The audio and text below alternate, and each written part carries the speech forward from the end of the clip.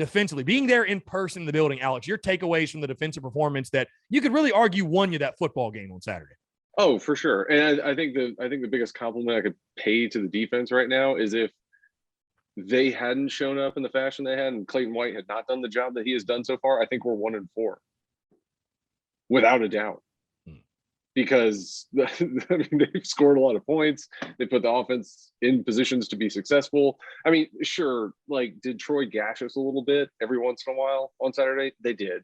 But to your point, you know, they're playing incredibly opportunistically right now where they're playing super aggressive. They're ball hawking, they're stripping balls, they're getting turnovers. And that's all you can ask for, you know, probably a unit that is undermanned at the linebacker and secondary position right now. So, I mean, tip of the cap to Clayton White. I don't know how they keep doing it, but they keep doing it.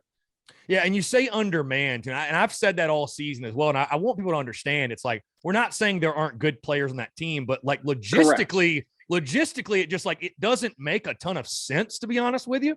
But I mean, like you mentioned, man, there's still holes in the defense, sure, but I will take holding an opponent to 308 total yards basically every time. I will take that. You should win that football game at home if you can hold an opponent to 300 yards of offense. Again, you had 2 forced fumbles, you had 2 interceptions. I guess that's what impresses me most, Alex, is you are a bit, quote unquote, undermanned, especially in the secondary, but you're doing so much more with so much less. I mean, seeing a guy like Jalen Foster, who was a 2-star recruit that, I mean, he's like all-American caliber right now. You see a guy, David Spalding, who was a Georgia Southern transfer, making a big play on the pick 6. And obviously what your D-line continues to do, it's to me, it's nothing short of, you know, remarkable. And certainly the competition will stiffen up a bit, you know, but right now you're ranked top 30 in the country in defense. So it's just, to me, it's a job well done across the board.